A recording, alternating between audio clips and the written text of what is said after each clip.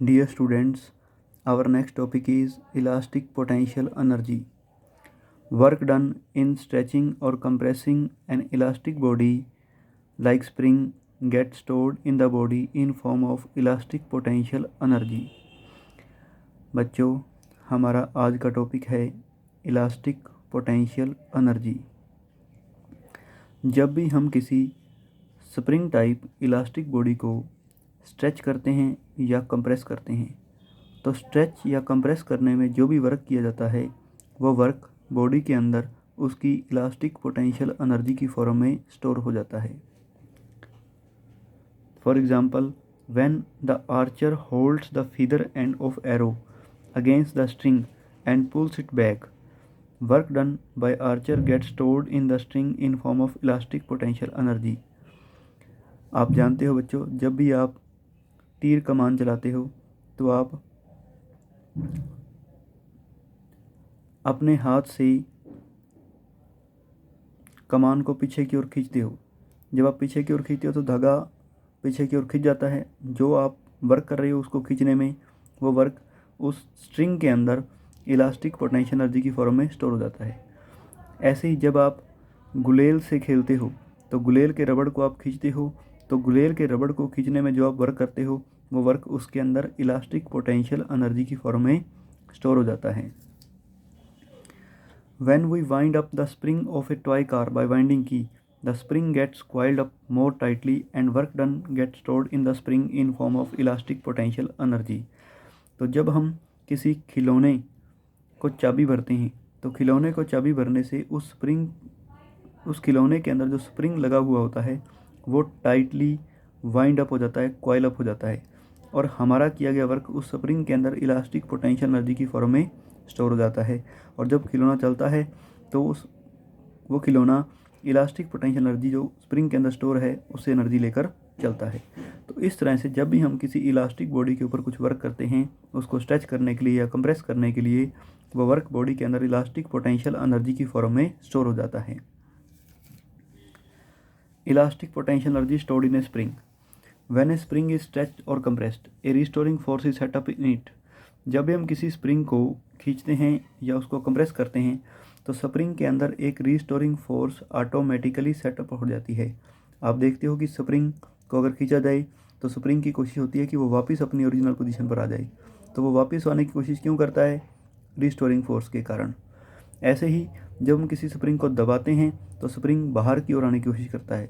तो स्प्रिंग के अंदर एक रिस्टोरिंग फोर्स होती है जो स्प्रिंग को उसकी नॉर्मल पोजीशन में लेके आने की कोशिश करती है।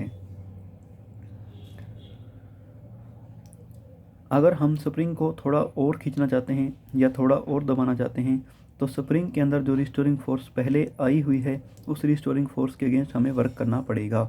जैसे कि हमने स्प्रिंग को पहले कुछ खींचा, तो स्प्रिंग को खींचा तो स्प्रिंग के अंदर एक रिस्टोरिंग फोर्स है जो उसको वापस लेके जाने की कोशिश कर रही है। अगर हम और खींचना चाहते हैं तो स्प्रिंग के अंदर जो रिस्टोरिंग फोर्स है उसके अगेंस्ट हमें वर्क करना पड़ेगा। तो जो वर्क हम करते हैं रिस्टोरिंग फोर्स के अगेंस्ट, ये वर्क स्प्रिंग के अंदर इलास्टिक पोटेंशियल एनर्जी की फॉर्म में स्टोर हो जाता है।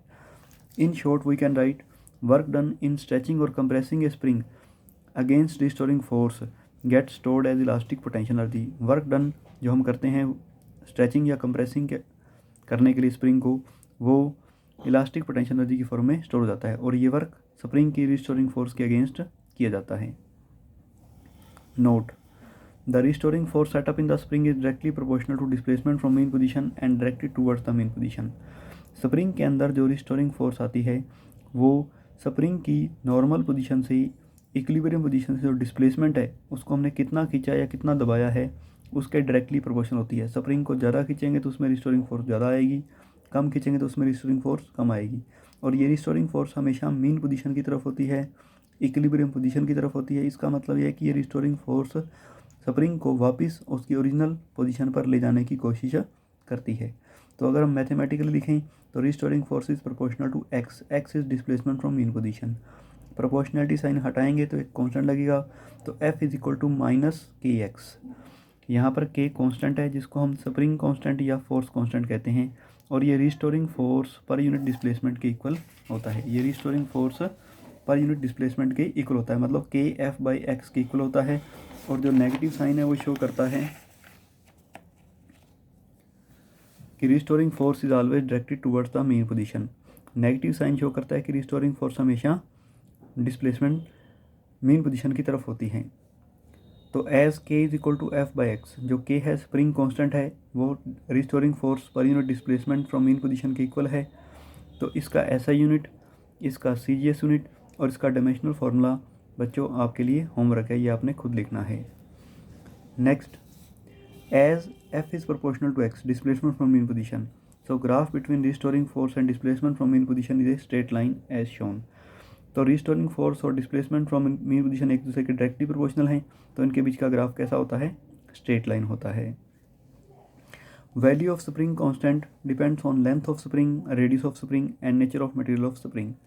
स्प्रिंग कांस्टेंट की वैल्यू स्प्रिंग की लेंथ पर, स्प्रिंग की रेडियस पर और स्प्रिंग को बनाने के लिए जो मटेरियल यूज़ किया गया है उसके ऊपर डिपेंड करती है। स्प्रिंग कांस्टेंट, जिसको हम force required to produce unit displacement from normal और मेन पोजीशन कह सकते हैं, has larger value for stiff और हार्ड स्प्रिंग। हार्ड स्प्रिंग के लिए स्प्रिंग कांस्टेंट की वैल्यू ज़्यादा होती है और सॉफ्ट नर्म स्प्रिंग के लिए स्प्रिंग कांस्टेंट की वैल्यू कम होती है। तो बच्चों, ये आज का टॉपिक हमारा इलास्टिक पोटेंशियल एनर्जी और इलास्टिक पोटेंशियल एनर्जी स्टोर्ड इन स्प्रिंग के ऊपर है। कल हम स्प्रिंग के अंदर स्टोर्ड इलास्टिक पोटेंशियल एनर्जी के लिए फॉर्मूला ड्राइव करेंगे। Thank you.